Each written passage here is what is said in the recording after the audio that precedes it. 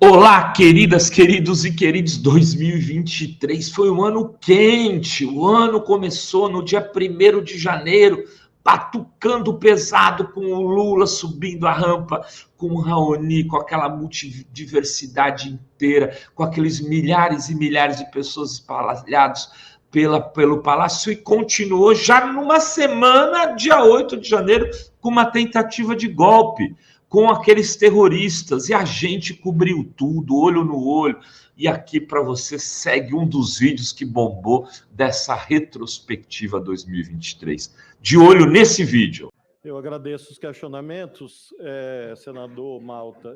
Existe uma passagem na Carta de Tiago que a fé sem obras é morta. Então, mais do que falar de convicções, eu as lastreio em obras, prática. 34 anos de serviço público não são palavras ao vento.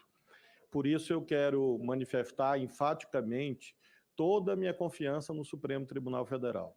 É claro que, como instituição humana, ela não é perfeita, mas eu realmente não posso concordar com a ideia de que todos os ministros, todas as ministras que por ali passaram ao longo de décadas e os atuais sejam inimigos da nação. Realmente eu quero dizer que discordo de Vossa Excelência, claro que o senhor tem todo o direito de considerar o que quiser, mas eu realmente tenho, como brasileiro, muita confiança no Supremo Tribunal Federal como instituição.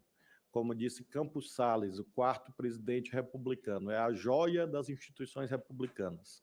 Então, assim, considero e, portanto, remarco essa diferença em relação a Vossa Excelência. Sobre o ativismo judicial, em outro momento eu terei assim, o maior prazer de debater com o senhor, porque é um tema que remonta ao início do século XIX.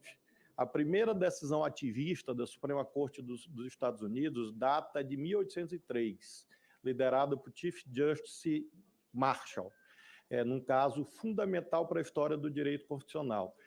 Nós temos decisões ditas ativistas para todos os lados. O senhor sabe que no século XIX, a Suprema Corte dos Estados Unidos legitimou a escravidão.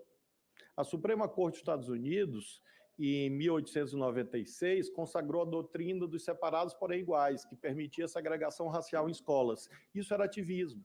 Em 1905, o Estado de Nova York aprovou uma lei limitando a jornada de trabalho dos padeiros em 60 horas semanais. Essa lei foi declarada inválida pela Suprema Corte dos Estados Unidos porque violaria a liberdade de contratação. É uma decisão ativista. Então, não há decisões ativistas num só sentido. É um fenômeno realmente bastante antigo e que merece, sim, análise, até porque isso diz respeito ao elemento fundamental da lógica aristotélica que nós seguimos até hoje, do governo moderado, que veio, obviamente, desembocar no pensamento liberal de Montesquieu, Locke e outros que conformaram a teoria da tripartição funcional do Estado. Então, eu terei, assim, o mesmo prazer, porque discuto isso com meus alunos há 29 anos e considero que é um tema de alta importância. Em relação a convicções, na verdade, um juiz ele não pode sobrepor as suas convicções individuais em relação aos valores plasmados nas leis. Isso é um ditame básico que emana do nosso sistema jurídico. É claro que não é o juiz boca inanimada da lei de que falava Montesquieu, paradigma oitocentista pós-Revolução Francesa. Não, mas é claro que um juiz tem que controlar a sua subjetividade porque ele não pode ser um ditador. Então, evidentemente, eu considero que convicções pessoais, muitas vezes fiz isso na minha vida de magistrado, 12 anos de magistrado, em vários tribunais, várias cortes. Às vezes você faz o que o da área do direito sabe, que você ressalva o seu entendimento pessoal e diz, acompanho tal posição, ressalvando o meu entendimento pessoal. Então, eu afirmo ao senhor que assim fiz durante 12 anos e assim seguirei fazendo, assim como a política ensina. Quando uma lei é votada, nenhum relator impõe a sua vontade. Ele precisa consertar com C, é preciso articular. E por isso mesmo, às vezes, você cede em relação às suas convicções pessoais para aprovar a lei. Então, eu acho que esse é o sistema institucional certo. Sobre convicções, eu creio que o senhor continua lendo a Bíblia. Eu tenho 3 passagens muito importantes que eu vou apenas mencionar e pedir que o senhor leia. Êxodo 16, sobre o maná que cai do céu. Mateus 25, sobre os pequeninos. E Atos dos Apóstolos 4. Essas são passagens assim, que iluminam com toda a certeza aquilo que eu sou, aquilo que eu sempre fui, aquilo que eu serei. Para precisar a minha posição sobre decisões monocráticas, para não haver equívoco. É claro que as decisões monocráticas fazem parte, sempre fizeram e sempre farão do sistema judicial brasileiro. Claro, porque você tem um sem número de leis votadas no Congresso que autorizam decisões monocráticas. Eu me referi ao controle de constitucionalidade das leis, sendo mais preciso, a ADI, a DPF e a ADC. Processos de índole objetiva que fazem o controle de constitucionalidade das leis, e aí sim, repito o que eu disse, que decisões monocráticas nessa matéria são excepcionalíssimas, nessa matéria específica. Finalmente, sobre a questão da individualização da pena. Sim, claro, é impossível, à luz do artigo 59 do Código Penal, julgar sem que você examine os atributos que estão lá postos. E assim fiz na minha vida toda, e assim farei se merecer a honra de aprovação desse Senado. Em relação ao tema do aborto, minha posição é pública, bastante antiga e reiterada em sucessivas entrevistas.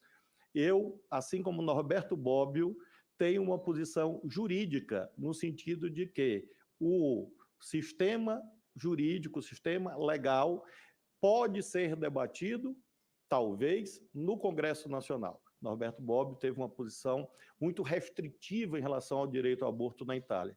Então, eu não imagino realmente que é caso de uma decisão judicial sobre isso, e sim de um debate no parlamento. Como o senhor sabe, é claro que esse processo já foi votado pela ministra Rosa e, evidentemente, eu não posso, eventualmente, rever o voto que ela proferiu, respeitável, não há dúvida, mas desconforme com aquilo que, particularmente, eu penso. E vários aqui têm mencionado uma confusão entre adversário político e inimigo pessoal. Eu não sou inimigo pessoal de rigorosamente ninguém. Tanto é que a bancada federal do Maranhão, todos os partidos políticos, inclusive o seu, todos os parlamentares do seu partido assinaram uma nota em meu apoio. Então, eu não cultivo inimigos pessoais. Falam, o Bolsonaro, etc. Eu almocei com o presidente Bolsonaro no Palácio do Planalto. Ele me convidou e eu almocei com ele. Foi um almoço normal. Então, eu tive várias reuniões com Sua Excelência, era o presidente da República, eu governava um Estado. Uma coisa é adversários políticos. Sim, o senhor já foi, em algum momento, meu aliado político. Nós dividíamos juntos relatorias, eu na Câmara, o senhor no Senado. Hoje, infelizmente, o senhor está em outro campo, mas eu não considero o senhor inimigo pessoal. Então, essa é a nuance que determina a posição jurídica futura. E eu faço questão de sublinhar esses itens para deixar evidenciado que, se amanhã qualquer adversário político que eventualmente eu tenha tido em algum momento chegar lá por alguma razão, que eu espero que não chegue, evidentemente terá o tratamento que a lei prevê, afirma o senhor. Com a palavra, o senador Magno para a réplica. Bom, senador Flávio Dino,